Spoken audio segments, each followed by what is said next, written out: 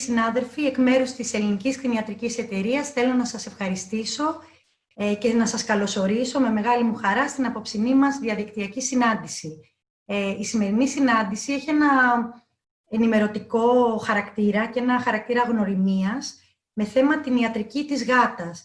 Είμαι πολύ χαρούμενη και περήφανη που η Ελληνική Κτηνιατρική Εταιρεία φέρνει στο προσκήνιο ένα τέτοιο θέμα για τα ελληνικά δεδομένα και στην Ελλάδα επιτέλους, έτσι μια ολοκληρωμένη, ας πούμε, αντιμετώπιση και προώθηση της θέσης της γάτας στην Ελλάδα, μέσα από τη συνεργασία της με την εταιρεία ISFM, την οποία θα γνωρίσουμε στη συνέχεια, International Society of Feline Medicine, μια εταιρεία ειδικών κτηνιάτρων για τη γάτα, και μέσω της δημιουργίας της ομάδας εργασίας για την ιατρική της γάτας στην Ελληνική Κτηνιατρική Εταιρεία, μέσα στον κλάδο ζώων συντροφιάς. Πρόεδρος του κλάδου ζώων συντροφιάς είναι η καθηγήτρια Ζωή Πολυζοπούλου, ενώ υπεύθυνος και συντονιστής της ομάδας εργασίας είναι ο σημερινός μας συντονιστής της συνάντησης, ο αναπληρωτής καθηγητής παθολογίας στο Πανεπιστήμιο της Καρδίτσας στην Κτηνιατρική, ο Παναγιώτης Ξενούλης, τον οποίο και ευχαριστώ θερμά και για την συμμετοχή του σήμερα και το συντονισμό της συνάντησης, αλλά και κυρίως για το ρόλο που παίζει στην ομάδα εργασίας ιατρικής της γάτας της ΕΚΕ. Ευχαριστώ πολύ τα μέλη της ομάδας εργασίας, αυτούς τους κτηνιάτρους που έχουν ρίξει αρκετή δουλειά μέχρι τώρα και έχουμε στη συνέχεια να κάνουμε πράγματα και έχουν πολλή δουλειά. Τους ευχαριστώ πολύ για τη συμμετοχή τους και τη δουλειά που κάνουν στην ομάδα. Θέλω να ευχαριστήσω θερμότατα τις δύο εταιρείες χορηγούς, τη Royal Canin και τη Σεβά Ελλάς, οι οποίες από την πολύ αρχή αυτής της ιστορίας, ήδη από τη σκέψη, ήταν δίπλα μας και μας στήριξαν και μας στηρίζουν σε αυτήν την προσπάθεια. Τις ευχαριστώ πολύ. Ευχαριστώ θερμά εσάς, τους συναδέλφους που πάντα μας στηρίζετε και ακολουθείτε τις διαδικτυακές αυτές συναντήσεις μας. Η ομιλία, η παρουσίαση σημερινή θα γίνει από την πρόεδρο της ISFM, της International Society of Feline Medicine, της Dr. Natalie Dorway, η οποία όμως παρουσίαση, για να αποφύγουμε τυχόν προβλήματα στη σύνδεση, επειδή είναι στην Αγγλία, θα είναι μαγνητοσκοπημένη, θα κρατήσει περίπου 3/4 και στο τέλος θα συνδεθούμε ζωντανά μαζί της για να κάνουμε ερωτήσεις και συζήτηση ανάλογα με το τι θα προκύψει από την παρουσίασή της. Πολύ λίγα διαδικαστικά, όπως κάνουμε κάθε φορά. Μπορείτε να γράφετε τις ερωτήσεις σας στο κομμάτι που γράφει Q&A κάτω στην οθόνη σας και στο τέλος ο κύριος Ξενούλης θα τις μαζέψει και θα τις απευθύνει στην ομιλήτρια, η οποία θα απαντήσει και θα κάνουμε την συζήτησή μας. Εύχομαι να το απολαύσετε. Καλή ακρόαση. Δίνω το λόγο στον κύριο Ξενούλη. Ευχαριστώ, Μαρία. Καλησπέρα και από μένα. Σας ευχαριστώ όλους πάρα πολύ από καρδιάς, πραγματικά, για την συμμετοχή σας σε αυτό το σεμινάριο. Είστε πολλοί αυτοί που γραφτήκατε για να το παρακολουθήσετε και βλέπω ότι συνεχώς αυξάνεται ο αριθμός αυτών που συνδέονται. Χαίρομαι ιδιαίτερα που βλέπω ότι υπάρχει τόσο έντονο ενδιαφέρον για τις γάτες, πρώτα απ' όλα γιατί από εκεί ξεκινάνε όλα, και κατ' επέκταση για την ομάδα της γάτας από την ΕΚΕ, στα πλαίσια της συνεργασίας της με την ISFM, που θα ακούσετε λίγο παρακάτω τι ακριβώς είναι και ποιος είναι ο ρόλος της. Η ομάδα αυτή, η ομάδα εργασίας της γάτας, είναι μια ομάδα που πρώτα απ' όλα είναι ιδιαίτερη χαρά και τιμή για μένα να συντονίζω την πραγματικά εξαιρετική και πολύ ορεξάτη ομάδα αυτή. Ξεκίνησε λοιπόν αυτή η ομάδα πριν από περίπου ένα χρόνο πολύ δυναμικά, θα έλεγα, και παρά το γεγονός και τις αντιξοότητες που συνδέονται με τον COVID-19 και την καραντίνα που μεσολάβησε κλπ. Συνεχίσαμε να επικοινωνούμε, θα έλεγα, ασταμάτητα και να οργανώνουμε την ομάδα και τις δράσεις της, ώστε να ξεκινήσουμε το συντομότερο δυνατό στην προσπάθειά μας αυτή να προσεγγίσουμε εσάς, τους συναδέλφους στην Ελλάδα και να συζητήσουμε για θέματα που έχουν να κάνουν με την ευζοία, με την υγεία της γάτας και να ακολουθήσουμε μια πορεία που έχει ξεκινήσει εδώ και αρκετό καιρό στο εξωτερικό, στο να διαφοροποιούμε την προσέγγιση της γάτας σε σχέση με το σκύλο. Ξέρετε ότι παρά το γεγονός ότι η γάτα έχει ιδιαίτερο ενδιαφέρον ως προς την βιολογία της, τη φυσιολογία της, την παθολογία της κλπ. Παρά το γεγονός λοιπόν αυτό ήταν αρκετά παραπελημένη σε αρκετές χώρες και στην Ελλάδα μέχρι πρόσφατα, αλλά αυτό είναι κάτι το οποίο αλλάζει πολύ γρήγορα τελευταία και αλλάζει τόσο ακολουθώντας τις απαιτήσεις των ιδιοκτητών που γίνονται όλο και πιο απαιτητικοί και όλο και περισσότεροι, αλλά αλλάζει και με τη βοήθεια συγκεκριμένων ομάδων και ανθρώπων και οργανισμών που προσπαθούν πραγματικά να διαδώσουν γνώση και νεότερα δεδομένα σε σχέση με τις ιδιαιτερότητες της γάτας ως κατοικίδιο και ως ασθενή. Η ISFM, λοιπόν, είναι μια από τις πρωτοπόρους εταιρείες σε αυτή την προσπάθεια και θα ακούσετε λεπτομέρειες για την ομάδα αυτή από την συνάδελφο Natalie Dorway λίγο αργότερα. Αυτό που θέλω να τονίσω πριν κλείσω είναι ότι η σημερινή ομιλία και η σημερινή συνάντηση είναι μια αρχική επαφή της ομάδας αυτής με όλους εσάς, με τους κτηνιάτρους στην Ελλάδα, τους συναδέλφους στην Ελλάδα και θα ακολουθήσει αρκετά μεγάλος αριθμός από εκδηλώσεις με τη μορφή webinar ή ημερίδων κλπ.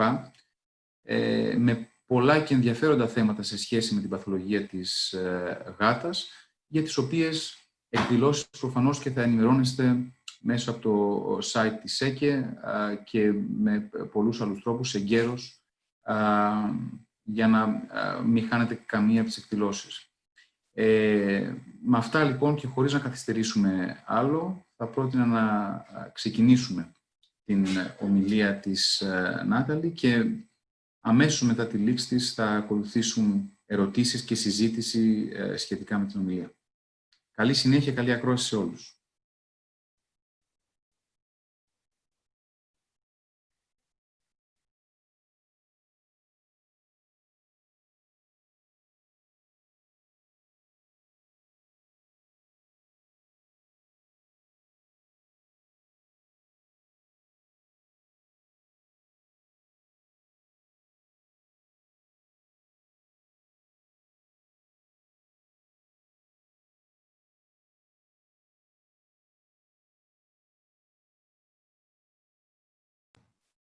Συγγνώμη, ακούτε καλά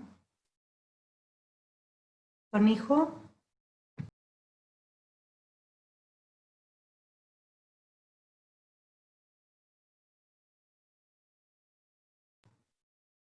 Συγγνώμη, Στέλιο, αν με ακούς, στον τεχνικό απευθύνομαι, δεν ακούγεται ο ήχος, δεν ακούμε τίποτα.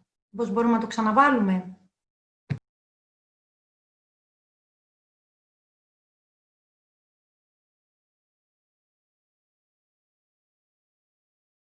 Within the bigger charity as well around international cat care, and just sort of talk you through some of our programs, introduce you to them, and then really it'll be just give you a taste of what we have to offer, and the website addresses for the various programs as well, and that will hopefully set you up well to explore some of the information that we have out there, and to determine what will be useful to you as a newly established sort of feline medicine society. So our history as a charity, we are currently called International Cat Care, but we were originally established as the Feline Advisory Bureau, and they were established in 1958. Their initial aims really were to improve knowledge around feline diseases and feline welfare.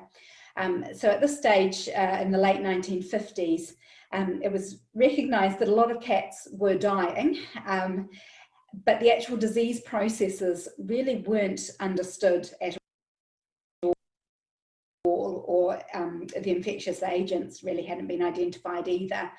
And so the Feline Advisory Bureau was actually established not by vets, but by members of the public that really did have a love for cats.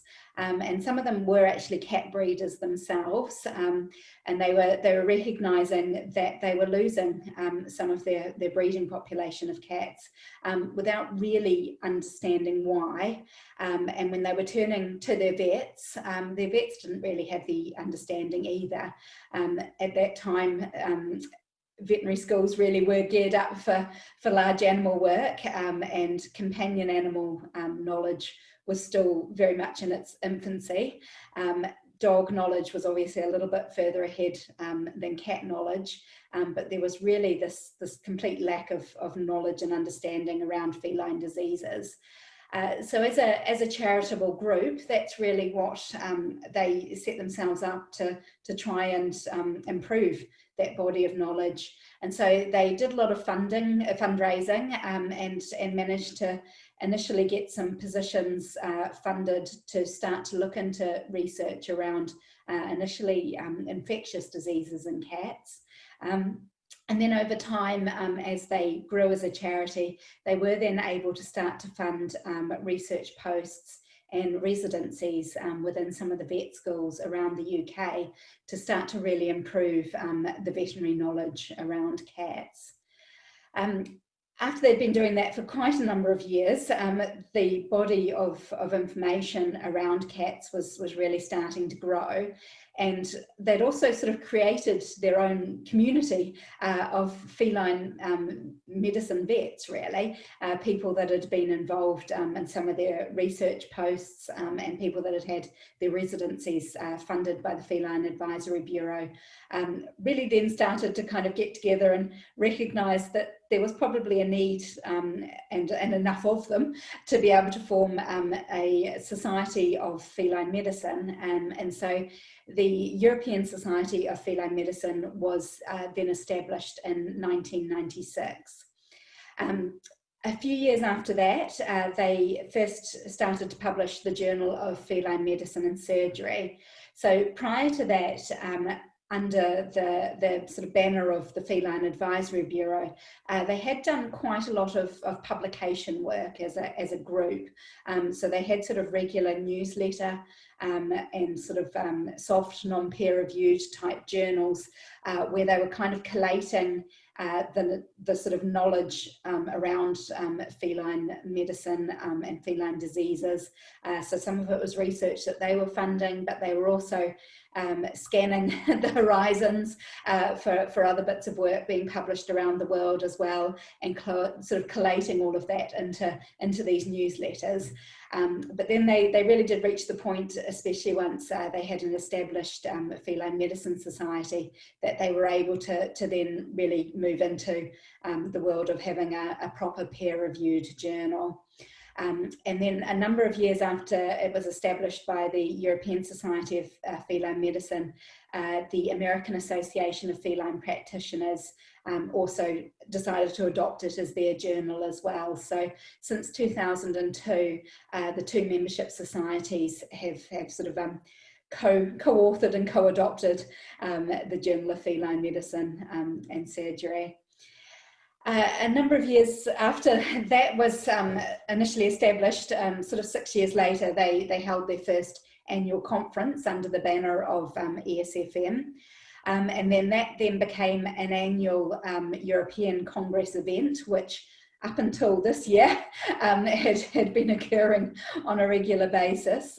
We were sadly supposed to be in Greece with you all in Rhodes in June, but current circumstances with the pandemic obviously meant that wasn't able to go ahead.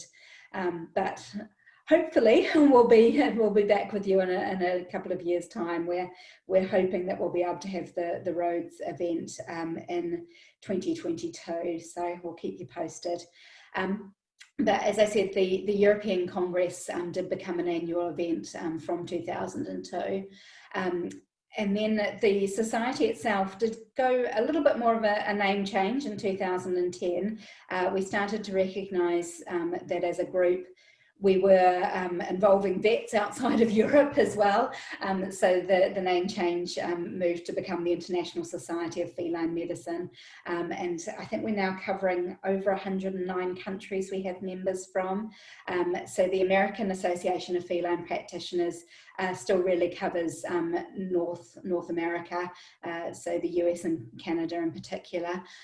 But the International Society of Feline Medicine, we've really expanded to the other parts of the world now, including Asia as well. It's been our sort of real area of growth in the last sort of few years, with groups developing in Japan, China, South Korea as well. So we've sort of in line with that, we've also started to hold an Asian conference every year.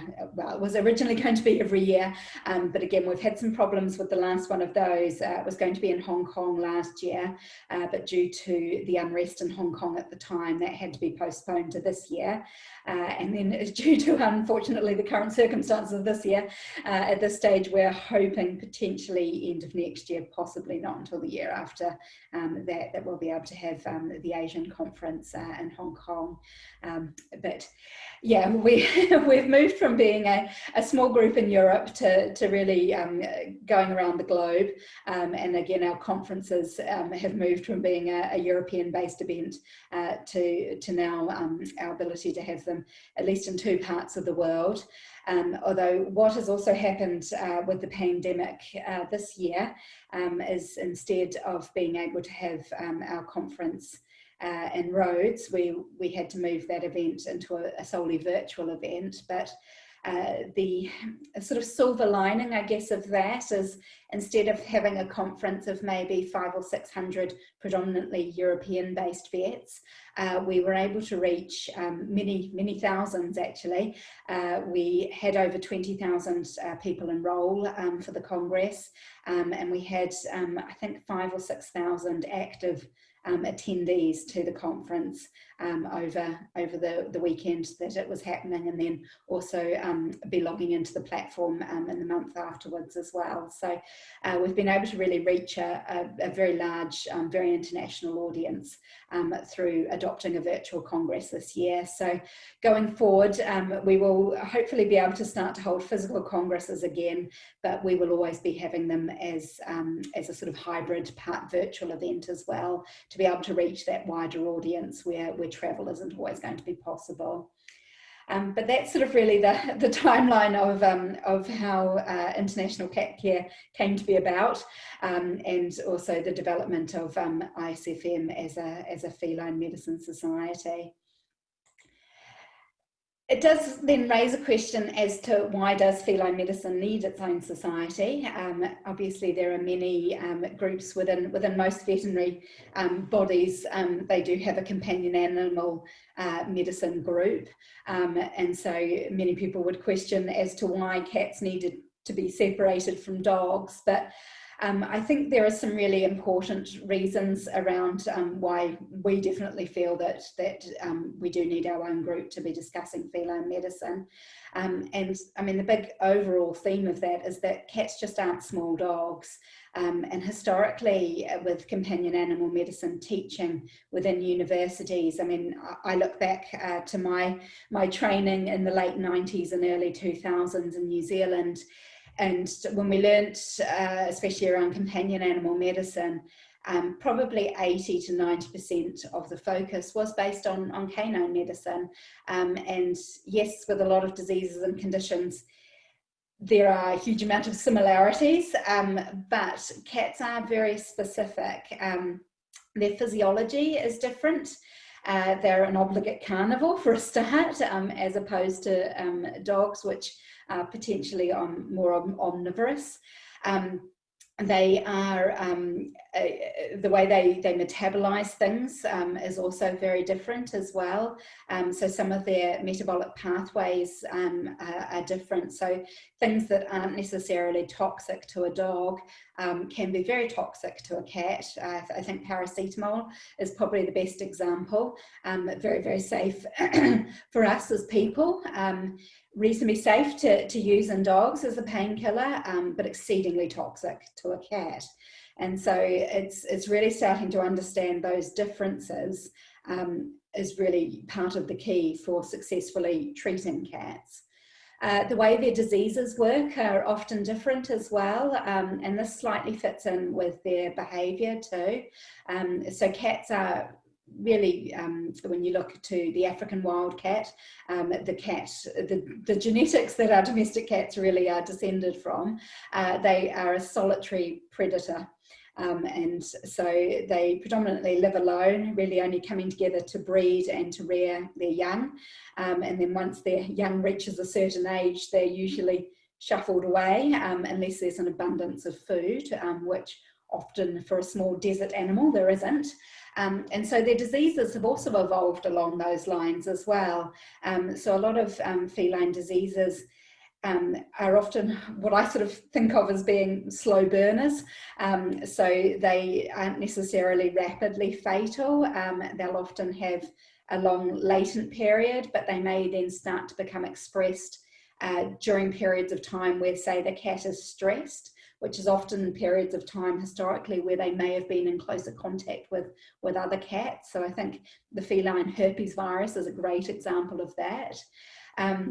And also diseases like the feline AIDS virus as well. So FIV is spread through fighting and biting, which if you think about the way that a sort of solitary predator will have contact with other cats, it's either going to be through defending their territory or through mating behaviours as well. So really their diseases often follow a lot of the lines of the way that they've evolved as a creature.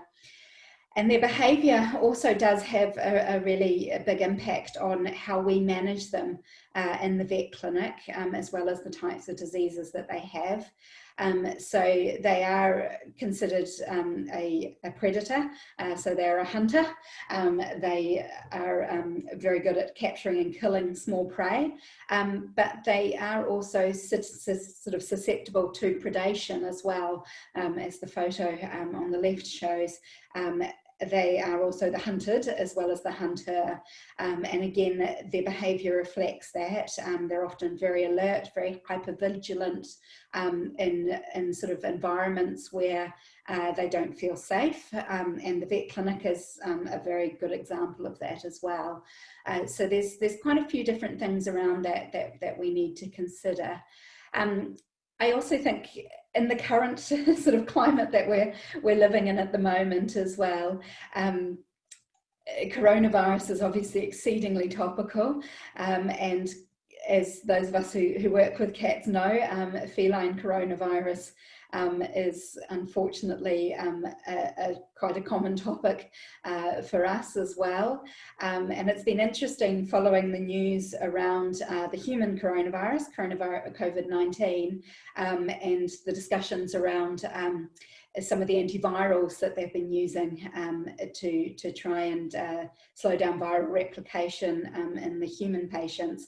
And a lot of these drugs are in the same family as treatment options that we've been trying for feline coronavirus. So it is interesting to see how some of these, our kind of pathway as a medic is also reflected in the current environment that we're in.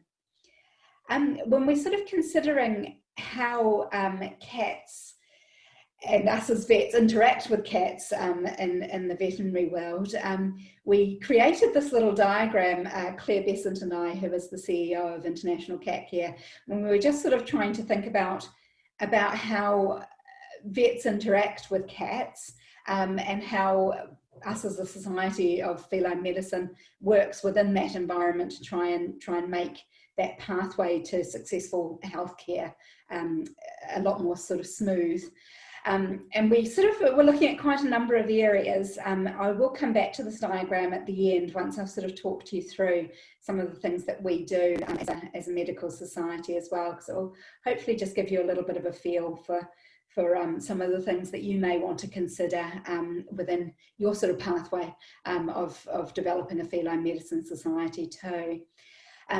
One of the things that we're seeing in the UK is that we're recognising that cat ownership is increasing, and this is true in many parts of the world, as we as people are starting to live a lot more in urban environments. Cats are sort of perceived as being an easy pet, and so their ownership is becoming a lot more common in sort of city and urban environments. Those of us that own cats will possibly not always consider cats to be an easy pet, but that is the current perception. And definitely if you're living in a high-rise flat, a house cat is probably an easier pet than a dog that you have to get out for a walk a couple of times a day. So with this increasing cat ownership, we're sort of recognising that there's more cats out there that need to be coming to the vets. But there is a little bit of a barrier to start with the owner's knowledge about the cat needs to go to a vet, and also how frequently the cat needs to go to the vet. I know in Greece you also have a considerable population of unowned cats as well, and you probably within those unowned cat populations will have people that may be feeding some of these colonies, and you'll have probably some charity groups that are working either with the feeders, or they are the feeders of these cats, and they'll probably, well, hopefully be trying to get plans in place for neutering and humane population control of some of these groups. And so it's important that they have knowledge as well about how often these cats need to attend a vet clinic. Definitely for the unowned population, it may just be that one visit to ensure that neutering happens, but it's getting those people that are working with the groups to understand that they do need to come to the vets. Once there's the knowledge in place that the cat needs to go to the vet, they do actually then physically have to get the cat to the vet, and that's sometimes not always the easiest thing to do either. Some cats are very resistant to getting into cat baskets. When you're talking about sort of unowned and feral populations of cats, you may have to also be talking about use of traps, and so you need people with the skills and knowledge of how to operate cat trapping equipment in a humane way as well. So there's quite a few issues to even get the cats to your front door and into the vet clinic. And then within the vet clinic, we've got this sort of box called cat stress. And part of that may be the environment that they're in. So it's a very novel environment for most cats.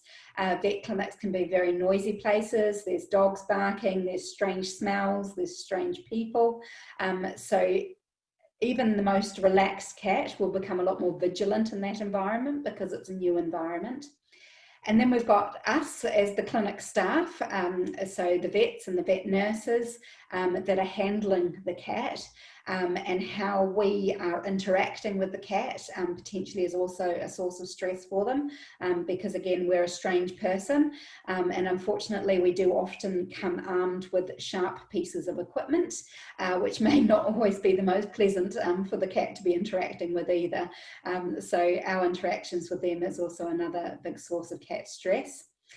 And then we've got us as individuals as well, and we may not have that knowledge of feline medicine to be able to really successfully treat that cat. Definitely, it's something that I've kind of recognised across the path of my career.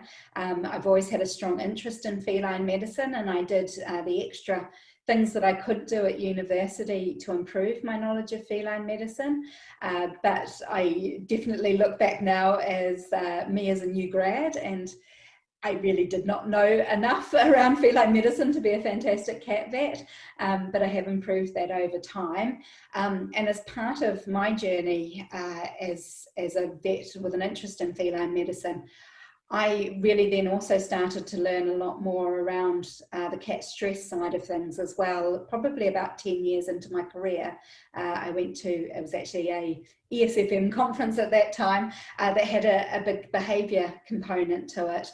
And that was really eye-opening for me to start to recognise how much of your interaction as a vet with the cat and the environment that the cat was in the vet clinic, but also in their home environment as well, how much of an impact that had around specific diseases, especially diseases like feline cystitis.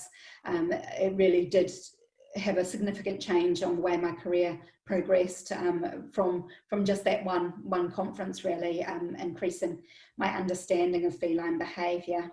So there's a fair amount going on in the vet clinic as well, which may impact on our ability to diagnose what the problem is and also implement successful treatment.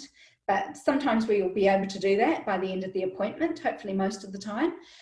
Sometimes we are going to be giving the owner medication to be giving to the cat as well. So we have to recognise that us just telling them to give a tablet twice a day for the next week and waving them out the door may not always be enough for them to successfully be able to give that tablet.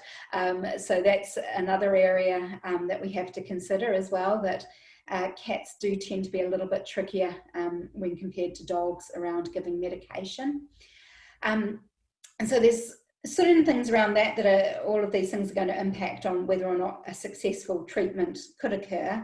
And then there's going to be things with the owner as to how they perceived that veterinary appointment, whether or not they felt that it was a positive appointment. If they had a bad experience, they may choose never to bring that cat back to a vet again, which can be concerning for the cat's health and welfare.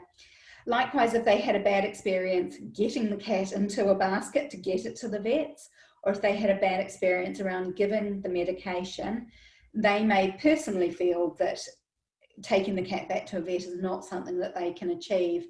And so these are also factors that may reduce the number of cats that do regularly come to see us. We'll talk a little bit later about frequency of visits, but we potentially are going to be losing clients. We get them in the door in the first place, but if this pathway doesn't work successfully, some of those cats won't be coming back to see us again, and that definitely is a concern for their health and welfare. So things that we do as a charity, a little bit of a segue out of it, but it does slightly build on some of these areas. So around us as vets having knowledge to understand feline health and diseases. One of the things as a member society, ISFM, along with the American Association of Feline Practitioners, produces the Journal of Feline Medicine and Surgery. So it was established in 1999, and as I said, it's the official journal of both these two membership societies. The initial journal was very much what we now call the classic edition. And so like most journals, it was very much looking at latest research. So it was predominantly coming from feline researchers, people researching into various health conditions and also infectious diseases. And it very much follows that sort of structure around what you expect from a journal, really. However, we also recognise, because we're a journal of membership societies, we're a journal for vets that are working in clinical practice. And so we do need to be tailoring content that's more digestible and applicable to vets in practice, because we're all exceedingly busy. We don't necessarily have time to be reading and digesting these very scientific articles, which aren't really currently having an impact on what we do in clinical practice. And so we read them and think, that's interesting. In 10 years' time, this drug may be something that's available to me, but at this point, it's just a small study that you're publishing on 10 cats. So the clinical practice edition that we now produce is really designed to be that kind of go-to reference for vets in practice. And so it contains predominantly reviews and guidelines. So it's sort of a way of taking some of this really big picture, high quality science and condensing it down into sort of palatable chunks for those of us in practice to really be able to digest, be able to read, be able to keep up to date with what the latest information is. So we now alternate between a classic edition and a clinical practice edition through the journal. And within the clinical practice edition, excuse me, and our guidelines, we do have quite a few of them that are freely available. So I've popped the website address down there at the bottom, and these are the guidelines that are available via the JFMS SAGE, they're our publisher's page. They're not truly open access guidelines, but they are free to view PDFs. So members of the public, and obviously vets, because they're the main people that are going to be looking at them, can access this web page, click on the guidelines and download the PDF for their viewing. You'll see if you access this page, various guidelines have also been translated into different languages. Some of that translation has been performed by commercial companies for specific audiences that they may be doing a campaign around a certain area, say something like kidney disease, and they're working in Germany on raising awareness of kidney disease for German vets. So they've translated a set of guidelines into German for that market. But some of the guidelines have also been translated by membership societies, so such as yourself. The Spanish guidelines, a number of them, the guidelines that are available in Spanish were translated by HEMFE, which is the Spanish Feline Medicine Society. So they decided a few of the key guidelines would be really useful to be available in Spanish, and they organised the translation of those. As I said, there's are some copyright issues, but around having guidelines translated and stored on the SAGE page website, potentially that process is free, as long as the guidelines are stored on that site. If they're printed or accessible in other mediums, then there's some copyright issues around that. But it is something as a membership society, if you would be interested in having some of the guidelines translated into Greek, that's definitely something that we would be happy to discuss with you and organise a process around it. So the next thing that we sort of started doing really after JFMS and the conferences that we were running is we also introduced a scheme called Cat Friendly Clinic. And it sort of started life actually as a photo competition within the charity, where people were, we had sort of a bit of a competition around take photos of what you do in your vet clinic to make it more cat friendly. And so people were sending in different things that they'd done in terms of maybe putting a barrier up to create a separate area of the waiting room that was cats only, quiet clippers that they'd purchased to be able to clip the hair for blood samples without scaring the cat with a really loud pair of clippers.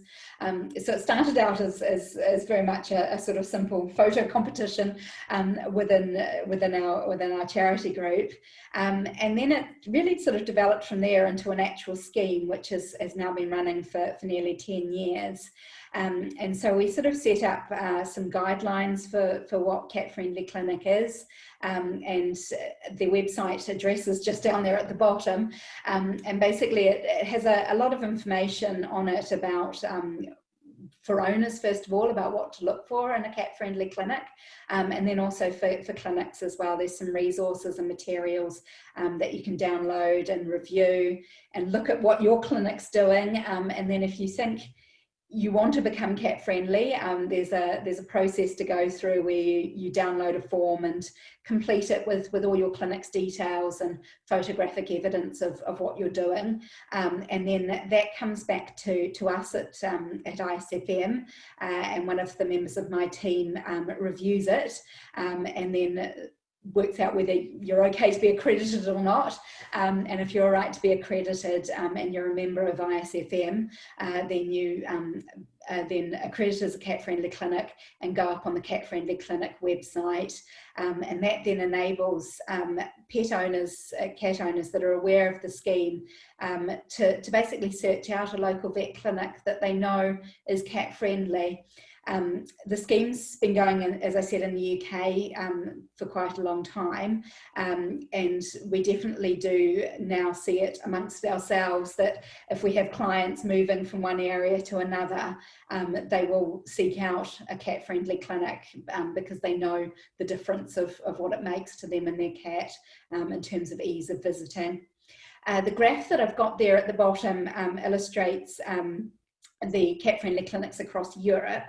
And as you can see, there are a couple in Greece that have been accredited over the last 10 years as well, but there's definitely room for some more of you. So that's something you may want to consider as well. So, you know, do have a look at the website. Even if you don't go down the cat-friendly clinic route, there's just some very good resources on there for you to just start thinking about how you work within your clinic, how you interact with cats, and just what you can do yourself to make yourself more cat friendly. I mean, part of my encouragement for doing it is that it just makes your own life a lot easier. Once you've got an upset cat to deal with, your job becomes 10 times harder. So working in a cat-friendly way definitely, to me, makes life a lot easier for interacting with cats. The next scheme that we have quite a lot of schemes and quite a lot of websites, I'm afraid, is we have something called Cat Care for Life. And this is a program that we've developed over the last 3 years. It's still a sort of work in progress, I'll say. As part of my role, I'm relatively new to the charity, but I'm just finishing up a PhD at Liverpool University with the Feline Healthy Aging Clinic there. And one of the things that I've been really interested in my research work is around mature cats, so cats aged between 7 to 10. And so I'm going to be going through all of the guidelines and everything that we've currently got around Cat Care for Life and updating them over the next 3 to 6 months as well, just to bring them in line with the sort of more current research that's come out in this area over the last 3 years. But essentially what Cat Care for Life is it's a really good structure of how often cats should be visiting vets, what owners should be doing on a regular basis with their cats, especially around diet and parasite control, and then also for us as vets to sort of be considering what routine health screening and tests we should be doing at each time point, really, with the cat. So our How Old Is Your Cat poster, I think, is still one of the most popular downloads that we have. So you can access that through the Cat Care for Life website. But it just gives a really nice overview for owners, for them to be starting to think about, oh, okay, their cat's actually up to this stage in their life, because time does slip by us all, and owners aren't necessarily always recognising that their cat is now in an age range where actually some of these, what we consider age-relating diseases are really starting to take hold, and so they do need to be considering visiting their vet a little bit more frequently as well. So from the sort of table that you can see on this slide, it really just covers quite a lot of areas. It is probably best to consider this as a gold standard kind of program, and it may not be applicable to all owners and all vet clinics as well, but it just gives you a really good idea about how to structure these sort of annual health check type visits. My personal opinion is really the most important thing is to get the cat to the vet on a regular basis. So it's important for the owners to be bringing them in at least annually. And then for us as vets, we can do an awful lot just with a good clinical history, a thorough physical examination, definitely check the teeth. My PhD work looking at cats aged between 7 to 10 years of age, dental disease really is the most common thing we're seeing in that age range. Assessing their weight and their body condition score is the other really important thing as well. So cats in that mature age range are often, obesity is becoming really common, at least in the UK cats. Hopefully your Greek cats are a lot fitter and more active, but our UK cats are often getting reasonably overweight by that kind of middle age, mature age range.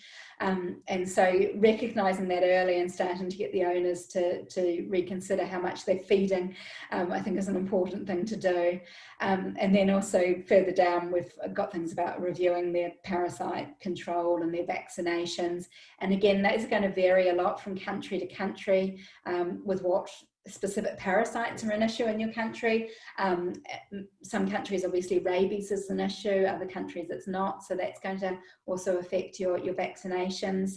And then with the older cats especially, you're also starting to consider things around measuring their blood pressure, doing routine blood screening tests, checking the thyroid hormone levels as well. So there's quite a few different aspects to it, but it's a very good, clear structure around considering annual wellness checks, really.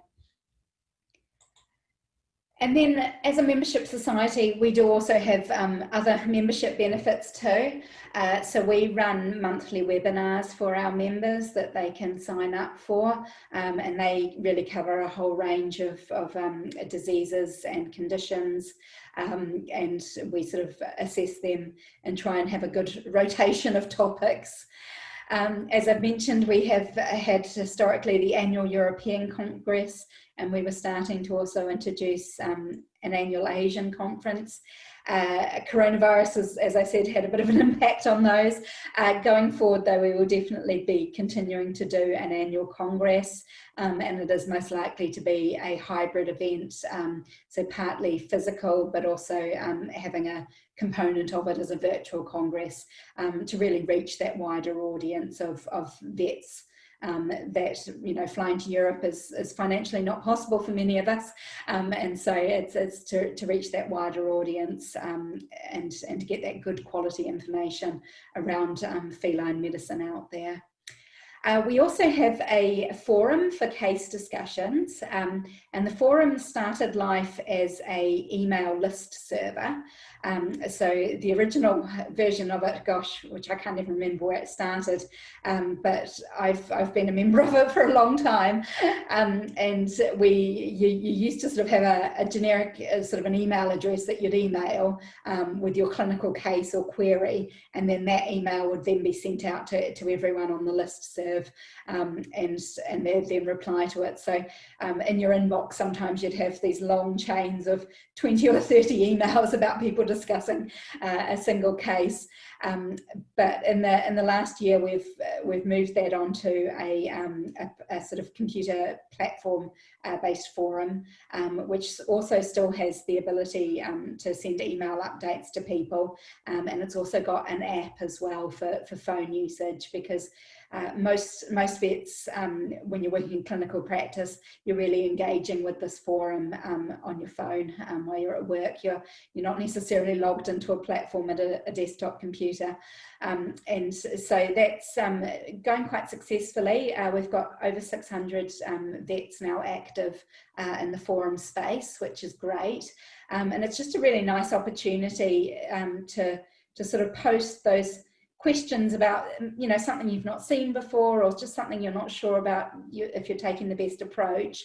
And we have a whole range of people on there. So we have just a lot of general practitioner vets, and we also have members of the ISFM Academy, and these are vets that have additional qualifications in feline medicine. And within that group as well, we also have some of the sort of world recognised feline medicine specialists as well, who are also often happy to comment on some of these slightly more tricksy cases. So it is a really, really good resource for sometimes just sense checking, or those sort of really obscure diseases that you may only see once in your career. It's really helpful to get that additional input from more experienced vets. We also have protocols as well, and These are currently in the process of being updated. Some of them are now quite old, but they're just sort of one-page cheat sheets, as it were, that may cover a sort of straightforward topic, a sort of how-to one. The one I did tend to use most commonly was, there was a really nice one about how to do a simple cross-matching for a blood transfusion. I found that one a really useful one. There's also one that's just a really good guidance for how to measure blood pressure in practice, and they're the kind of thing that you can download them and have them sitting on a desktop computer at the back of the clinic, or you can print them out and laminate them and have them sort of sitting in a cupboard to just grab quickly if you just want a little bit of a refresh before you do a procedure in practice, you know, something that you may not do every day, so you just need a little bit of a catch up before you do it again. The other thing we're also starting on our forum area is journal clubs as well. I'm recording this on Zoom for you, and we've all, I imagine, become used to using a lot of different technology this year. So we're having our first all ISFM member journal club. It's actually going to be the day before you listen to this, so I'm recording this ahead of time, but I'm going to be running it the night before I join you. So hopefully it will have been a success, but it's just sort of something that we're trialling, and if we find it's popular and people find it helpful, then we'll also continue to run a regular journal club on our forum space as well. The other thing that I sort of alluded to a little bit earlier was the unowned cat world, and this is a new area for us. Well, it's not a new area, but we've really been collating our knowledge and our information into this one space on the website, so under the unowned cat banner. And the information presented in this area, whilst not being aimed at vets, there is some information in there that will be relevant to those of you that work with unowned cats, or work with charity groups, or local feeders of cat colonies. So there's some really good information in there, especially around trap, neuter, return programs. The information has all been organised and collated by Vicky Halls, who is a very well-known feline behaviourist in the UK, and she's been working on this area because it's a passion of hers. And there's just some very useful stuff in there, which I think probably some of you will probably find quite helpful. Vicky, as a behaviourist, has a concept around something that she calls the in-betweener cat. And when I describe it, I think you will all recognise this cat, because they're often the kind of cat that you see if you do work a lot with sort of street cat type populations. So these are the cats that are reasonably happy interacting with people outside in their own environment. I know from one of my trips to Greece in the past that if you sit down on a park bench in a park in Athens, a chubby little neutered cat will come and sit next to you and show you her ear tip and try and steal some of your sandwich. Whereas a cat like that is probably quite happy interacting with me as a person outside in a park. If I picked her up and put her in a basket and took her to live in my flat, she may not be a very happy cat living in that sort of environment. And so this sort of work that Vicky's doing is really trying to have people that work with the unowned cat populations really recognising what cats are suitable to be adopted as pet cats, and what cats do fall into this more in-betweener category, where maybe the kind of home that they need is more of an outdoor managed environment with someone that provides food and companionship on that cat's terms, rather than trying to bring them into their flat to live happily ever after. So there is some really lovely stuff in there. And as I said, some of it will be applicable to you as vets, but it's also the kind of resource that you might just want to be pointing some of the charity groups that you work with into that direction as well. Vicky's very keen to be working with people all around the world, because these kind of problems and solutions really need to be contextualized to local environments, because they are going to be different across different parts of the world. In the future, Vicky and I are also hoping next year within this space to just be able to create an area of resources for vets that are working in that unowned cat population space. So just providing some more information around things like TNR and anaesthetic protocols and that sort of thing. So it is going to be growing and developing. We have only really just launched this as a resource this month. I think it's all sort of happening officially. It's there, but it hasn't really been launched to the public yet. So I did think it would be useful to mention it to you, because I do, having talked with some of you previously, I do recognise that there is quite large populations of these sort of unowned cats within Greece. So it's potentially a useful resource for you. The other thing that we do within International Cat Care, sort of on our public facing side of our website, so International Cat Care really is the part of the charity that faces cat owners, and ISFM is the sort of part of the charity that works within the veterinary community. So on the public facing side of things, we do also have cat care advice as well. So the information on that, again, it's a useful resource. We use it, or I've used it a lot in the past when I've been working in clinical practice, to just point owners to for good quality, detailed information around sort of specific disease conditions and things as well, to give them additional information. So we do also have that resource too for pet owners. So the last slide is just taking you back to the sort of flow that we were talking about for successful cat care, and just showing within that the kind of things that we've done as a charity under both the ISFM banner and also as part of International Cat Care and what was originally FAB as well, to really sort of be improving the veterinary experience for cats as well. So in terms of providing knowledge for cat owners, we have the Cat Care for Life scheme, which has the public facing page, which gives a lot of useful information about the type of preventative healthcare that they should be considering for their cat. And we also have the International Cat Care website with additional information about disease conditions written for owners. And we have a video resource library as well, of sort of including information for owners about how to get their cat into the basket and transporting them to the veterinary clinic too. So there's some lovely training videos in there about how to train your cat to become used to going into a cat basket.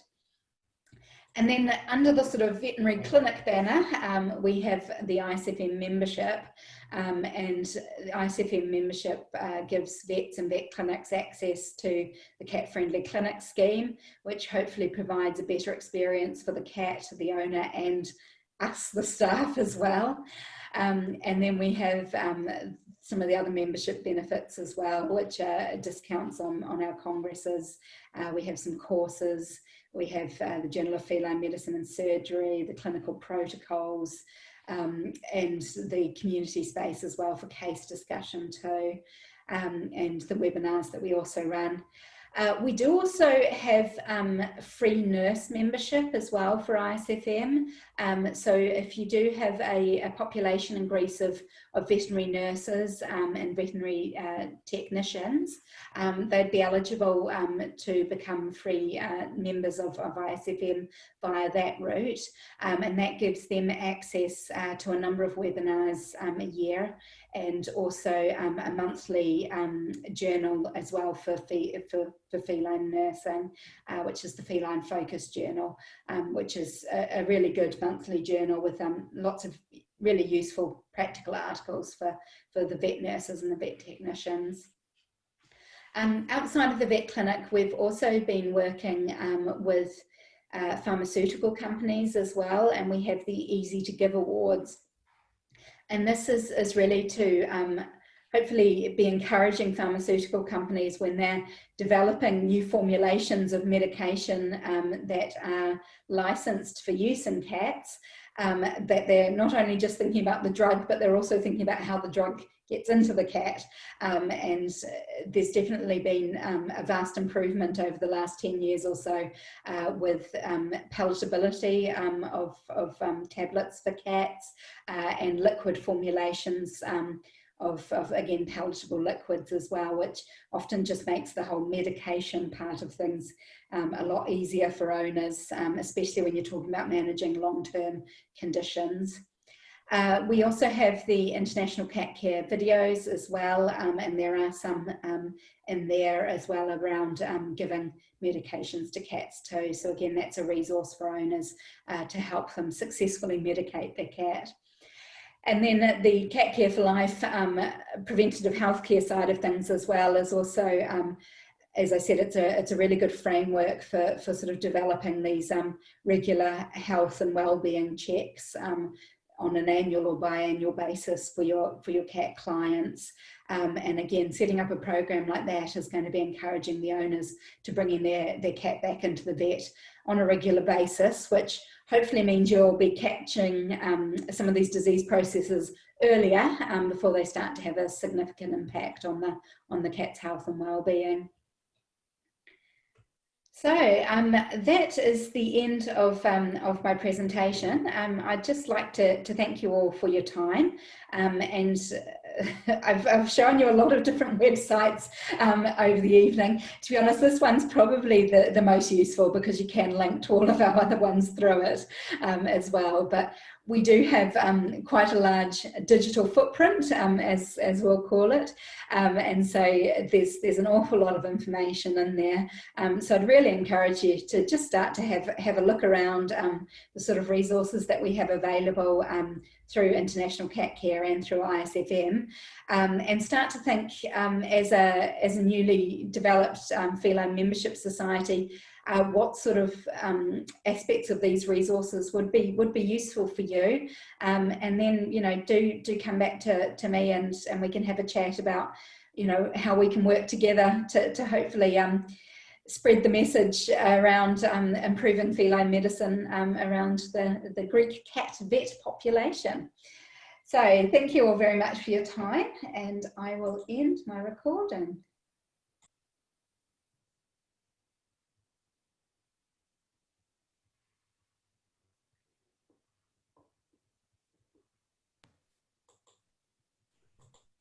So, hi Natalie. Hi. Hi, thank you very much. On behalf of the Hellenic Veterinary Medical Society, I would like to thank you very much for this, to welcome you and to thank you for this informative presentation. Tonight we have a big audience, many Greek vets with us today, and I'm sure they are impressed as I was with all this impressive and important work within ICAT Care and ISFM. And I am really thankful and honored being a national partner as Hellenic Veterinary Medical Society. But tonight, the coordinator of this meeting is Panagiotis Xenoulis, the head of the Greek team, feline team. So I will let him guide the questions and the conversation between you and the vets.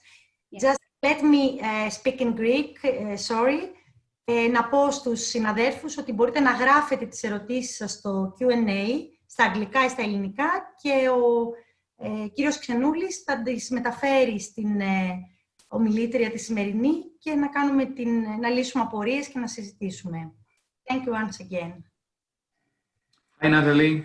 Hi. It's good to be here. Very much enjoyed your presentation. Go ahead.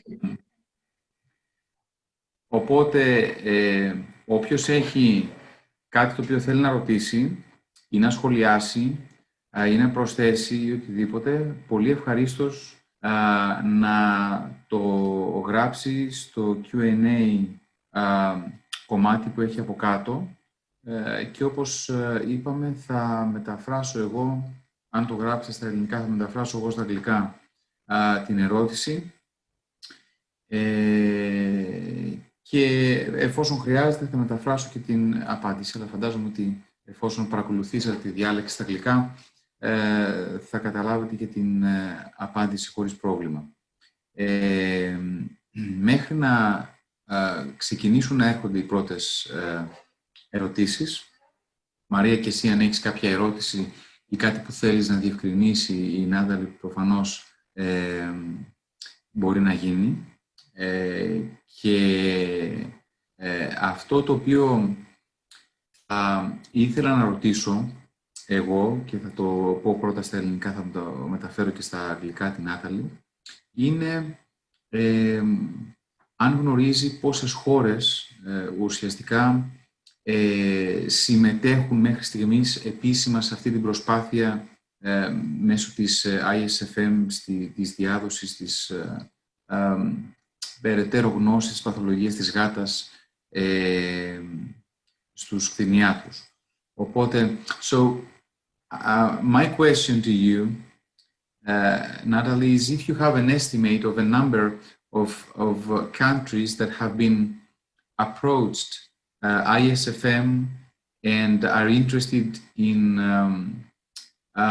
participating in your effort to actually help with the dissemination of knowledge about feline medicine in their countries.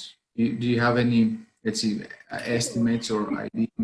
I'm relatively new still to the charity, so from what I can gather over the years, there's been a fair number, and sometimes when we talk about feline societies and partners, sometimes it's starting off literally as one or two vets from a country, and I think the Spanish example, the Feline Society Hempfe there, started initially as two vets that attended a conference, and I think over about the last 7 or 8 years they've become quite a large membership society of several hundred vets, and they've hosted their own conferences with up to 400 vets at a time, so they've grown quite successfully and quite quickly. We have a small group in Turkey that we're working with currently. There's a small group in France that's starting to get off the ground. And then overseas, we've had some success in Japan.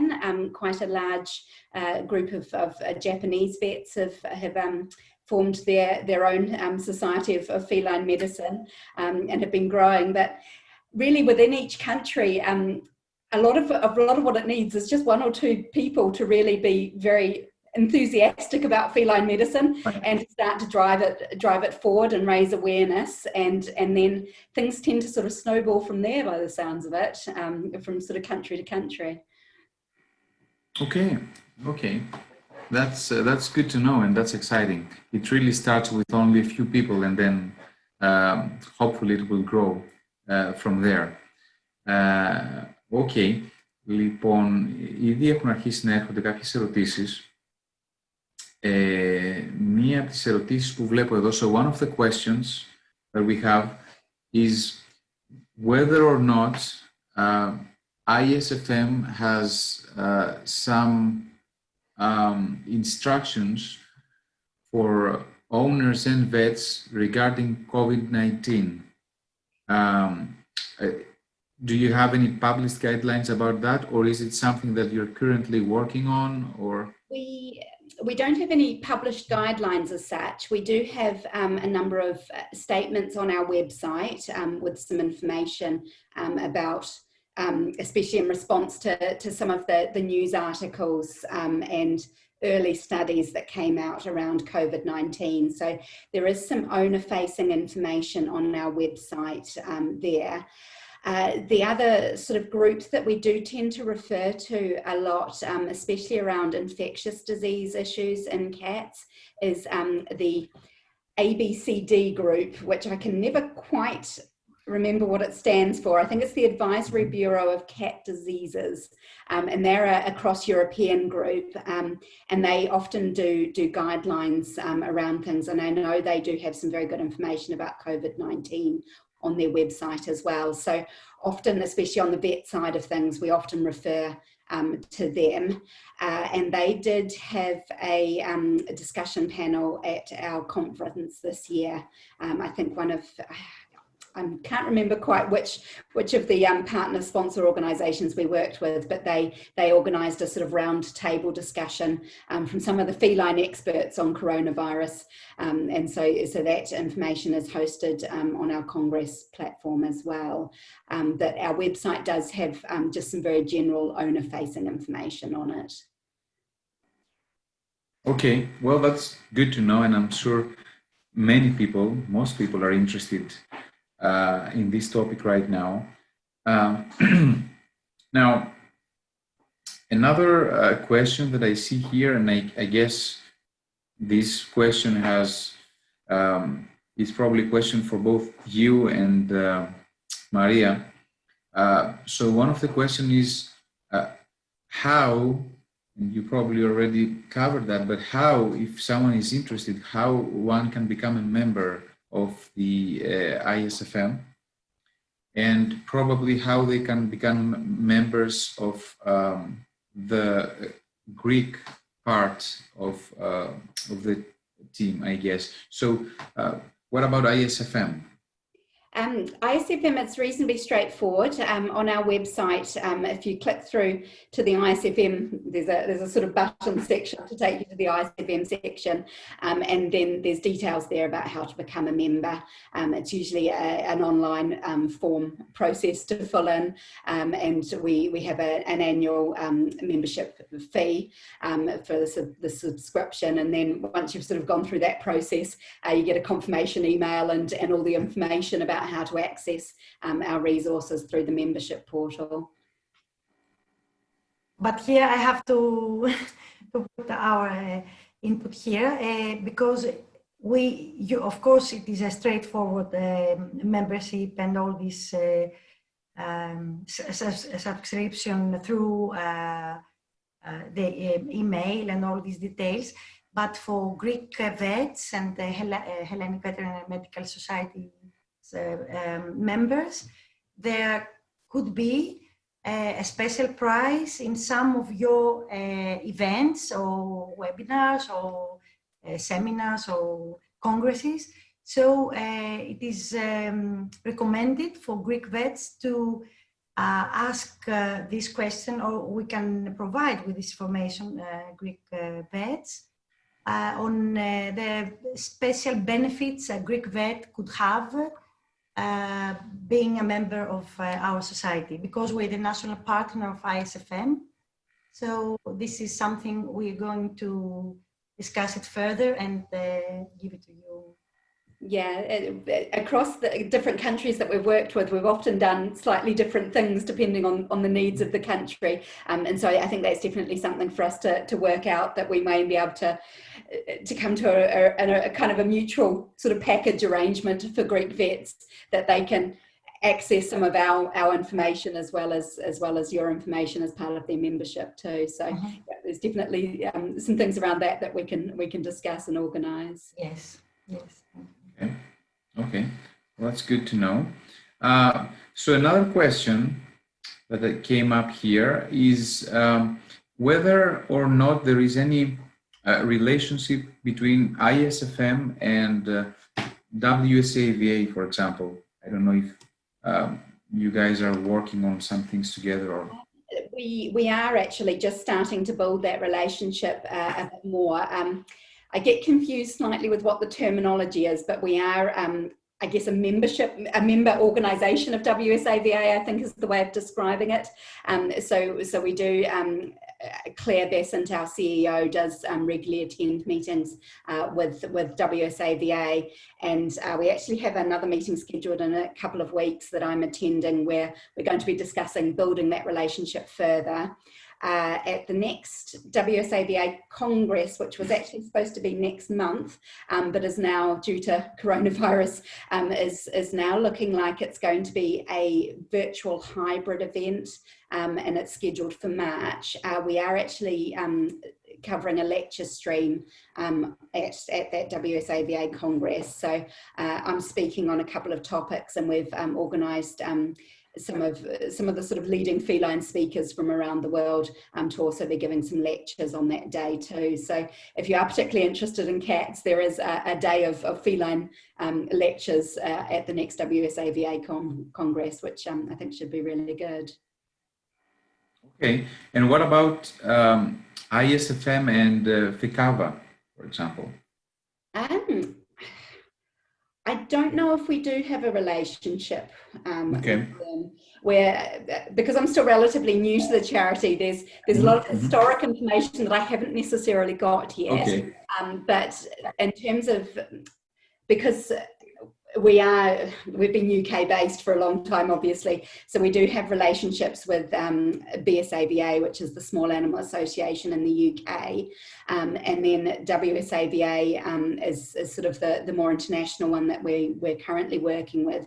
But I think historically in the past we have worked with some of the other sort of European groups as well, and we have a long established relationship, especially around the journal, with the American Association of Feline Practitioners. Okay, well, that makes sense. Now, another question that came up here is whether or not you think that there should be, I would say, specialization of vets in feline medicine, and whether or not ISFM offers or will offer something like that in the future. Yeah, so historically in the United Kingdom, there did used to be a feline medicine specialist. So you could be a general medicine specialist, or we did have the option of having a Royal College feline specialist qualification as well. But there were some changes around the legislation I think to align a bit more with Europe, probably about 8 or 9 years ago. And so instead of having a specific feline medicine qualification, they all sat for the more general, dogs were included as well, so a more general medicine qualification. So that has slightly changed at that level of qualification. The next level down, which is the sort of qualification level that I hold, so I'm an advanced practitioner in feline medicine with the Royal College in the UK, and in Australia and New Zealand, I'm a member of the College of Veterinary Surgeons in feline medicine. So it's not quite the same, the higher tier of specialism, but I have a special interest in cats and additional qualification in feline medicine, and that as a sort of qualification level within Europe and around the world is something that we are supporting. So we have supported vets to sit the Australian College exams, which is sort of what we recognise as a group as being that sort of extra step out of general practice in terms of a medicine qualification without the sort of full specialisation route. And so we've enabled people in Europe to be able to sit those exams in the UK and not have to fly to Australia for the exams. So every second year those exams are available to be sat in Europe. And as I said, that's what we recognise as a qualification here. The Americans also do have their board certified feline medicine qualification as well, which is a slightly different route too. It's perhaps a little bit more difficult to achieve as a general practitioner because it does involve a fair amount of publishing, which is harder to do in general practice, whereas the route we sort of have been promoting is very much achievable as a vet working in general practice. I did it with a full-time job, so a little bit of extra work at the weekends, but it is doable to fit around a normal working life. Okay. Well, that's very interesting. I think we do have at least one Greek vet that I know of with the membership qualification. So there is you are out there, and across Europe. I have friends that live in Holland and the Netherlands, and in the Czech Republic as well, that have sat the exams, as well as in Spain. So it's not just a UK centric qualification now. It is across Europe, which is great. Absolutely. Absolutely. So one other question that I see here is whether or not, I guess, on your website, if there are any guidelines about how to set up a cat-friendly clinic or how to set up a cat-friendly exam room and this type of thing. So what kind of instruments you would need and how to do that. So from our general website, if you then click on it, there's a little button up the top that will direct you to the Cat Friendly Clinic website. We do like to have multiple websites, I'm afraid. And then the Cat Friendly Clinic website has quite a lot of resources around setting up cat friendly clinics. And then you have the ability within that to register an interest in becoming a cat friendly clinic. And that gives you the sort of document to work your way through in terms of becoming a clinic. But if you don't want to take that step and you're just interested in improving what you do within your practice to make it more cat friendly, there's a lot of resources through that website that will link you to videos. We're just about to update it a little bit further with a tool that one of our partners has developed that will take you to a kind of 3D clinic where you can kind of move around and click on little pink cat paws, I think is how it's going to be. And it gives you extra information about how to make your reception area more cat friendly, things you can do in the waiting room to make it more cat friendly as well. So there's a lot of resources on there. That website also has a lot of links to the handling videos and things as well. And there is a owner facing section on that too that gives advice about how to get your cat into a basket and that sort of side of things as well. So it's a really good resource to have a look around and lots of videos to look at too, which is always useful to see examples of things. Okay, so lots of information on the website. Yeah. And I've seen it, so most of the questions one might have can be answered through the website. I've seen that and I agree with you. Mm-hmm. Yeah, that's it. It is quite text dense. There is so much on there. I'm still finding my way around a lot of it because there is a lot of information on there. But I definitely encourage people, if they're interested in cats, to just start having a look around, seeing what catches their interest. It's a really good place to start. Okay, perfect.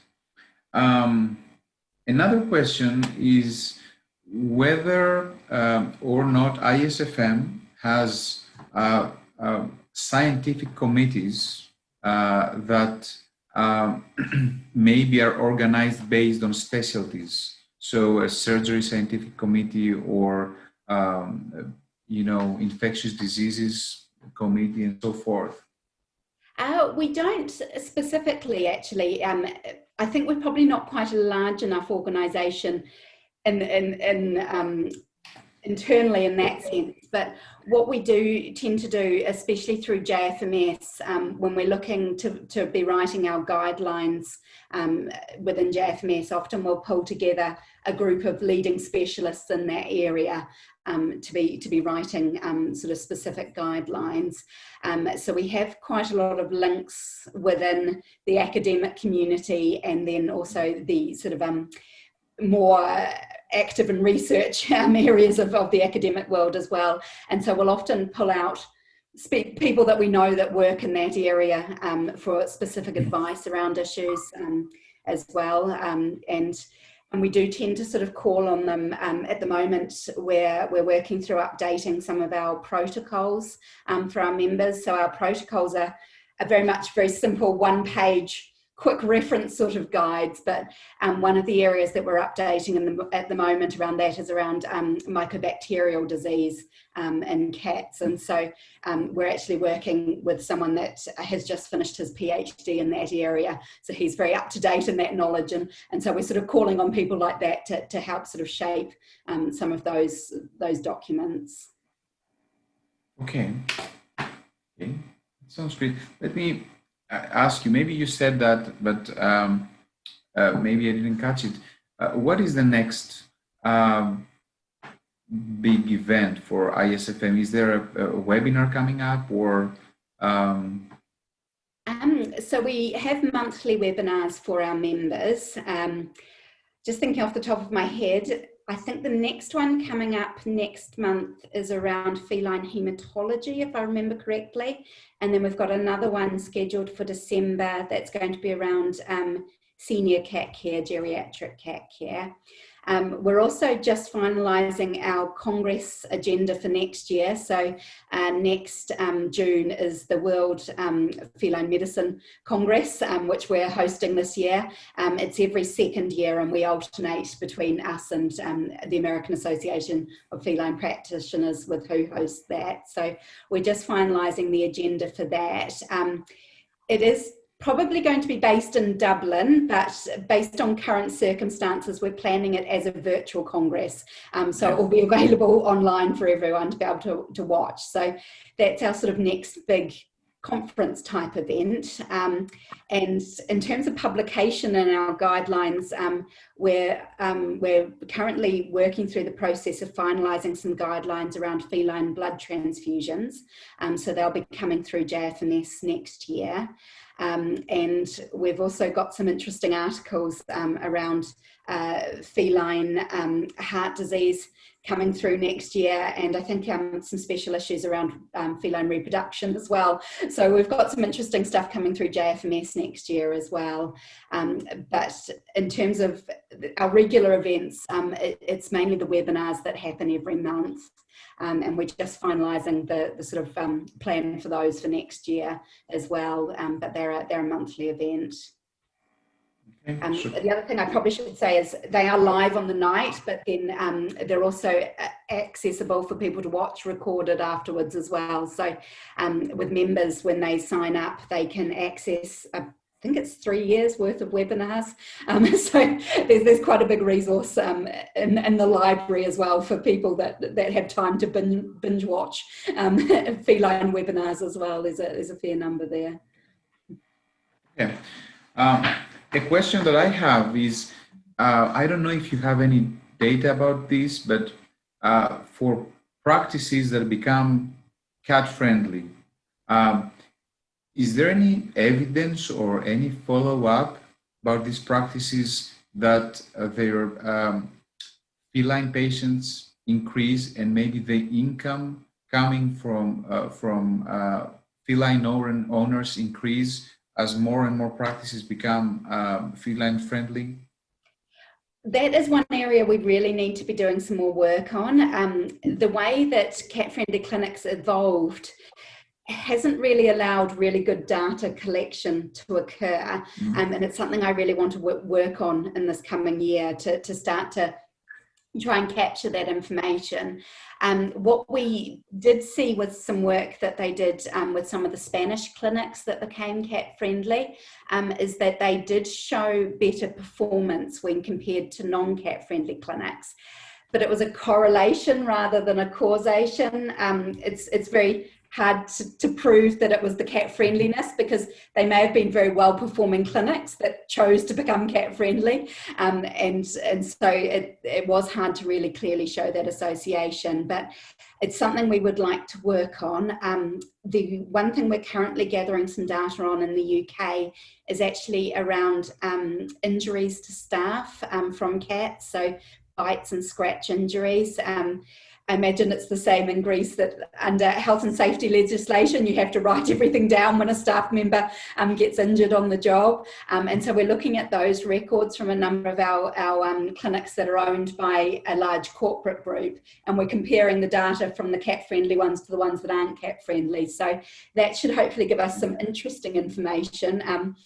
It's not the kind of information in some ways you want to be able to show, happier clients, increased cat numbers coming through your clinic, and I would like to be able to get that data, but at least showing happier staff and less injured staff, I think is a positive thing. If we are able to see that in the data, it will be interesting.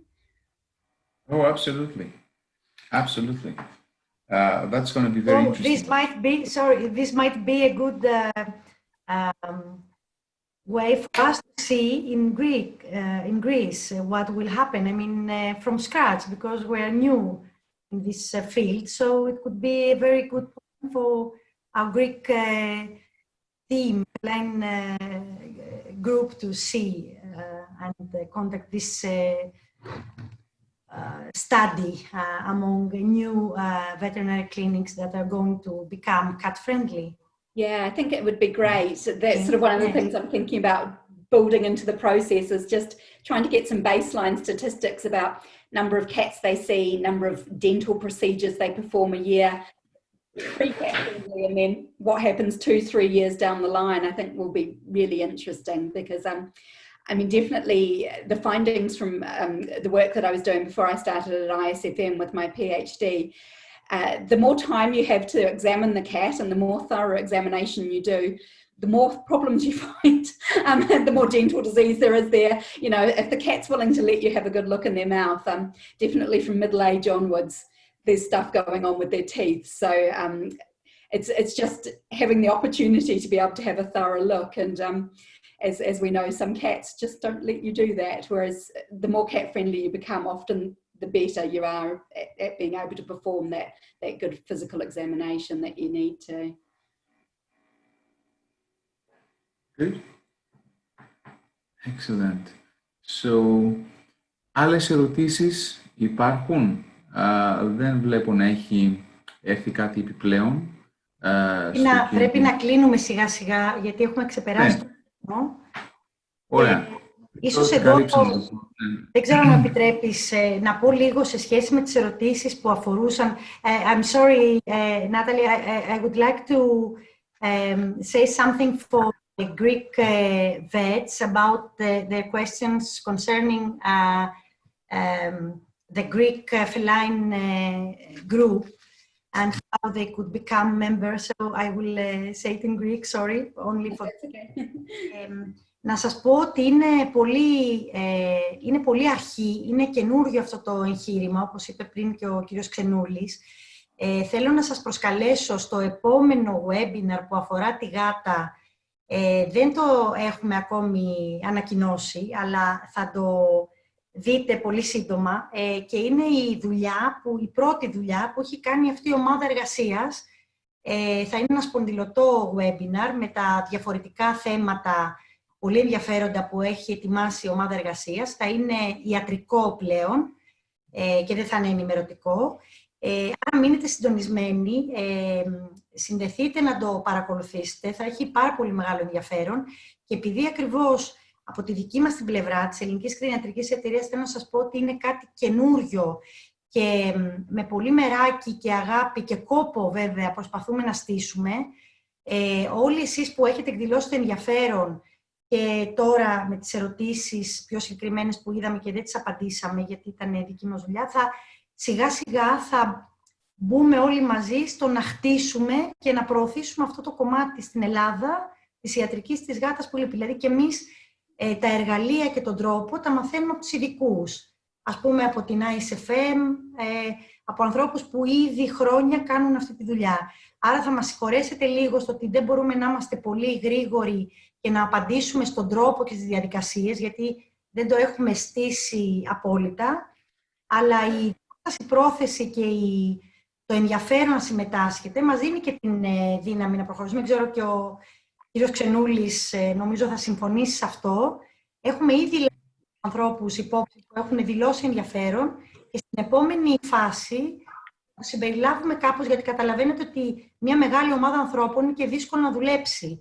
Επομένως, προσπαθούμε τώρα να το κάνουμε όσο το δυνατό πιο ευέλικτο, να βάλουμε κάποιες βάσεις και αυτό το πράγμα να έχει ουσία και ενδιαφέρον πραγματικό και να μας βοηθήσει όλους και εσάς και να μην είναι μόνο στους τύπους. Άρα μένουμε στο ότι μπορούμε από την ISFM απευθείας να πάρουμε πληροφορία από το site. Ενημερωνόμαστε από την Ελληνική Κτηνιατρική Εταιρεία σε σχέση με τις τιμές, τις εκπτώσεις και τις ειδικές προσφορές που μπορούμε να έχουμε για τα συνέδριά τους. Και όσο για την ομάδα εργασίας,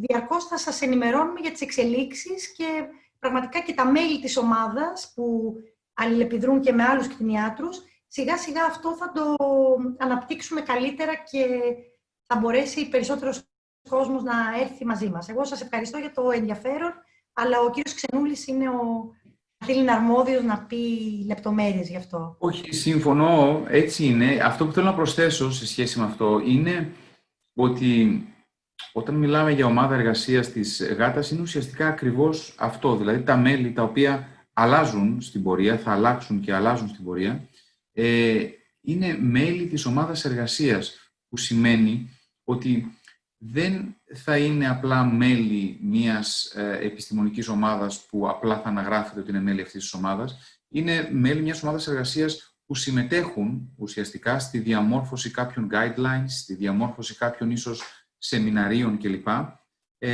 Οπότε η συμμετοχή σε αυτή την ομάδα συμπεριλαμβάνει και το να γίνει κάποια εργασία από την πλευρά όποιου συμμετέχει. Έχουμε ξεκινήσει με μια αρκετά μικρή αλλά ικανή ομάδα με αρκετά μέλη που προχωράμε και συνεννοούμαστε μεταξύ μας σε συγκεκριμένα θέματα και όπως είπαμε αυτή είναι μια ομάδα που θα αλλάζει και θα εξελίσσεται και κάποια μέλη θα αντικαθίσταται από κάποια άλλα σε μια προσπάθεια να συντονιζόμαστε όλοι και να διοργανώνουμε events τα οποία θα έχουν προφανώς σαν στόχο την ενημέρωση του συνόλου των κτηνιάτρων στην Ελλάδα σε σχέση με προβλήματα της ιατρικής της γάτας.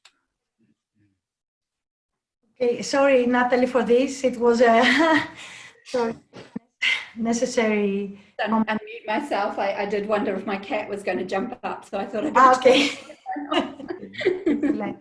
So once again, we would like to thank you about your presentation, about our collaboration. We are looking forward to collaborating with you and to a fruitful to do important things about feline medicine in Greece. Thank you very much for your time, for everything.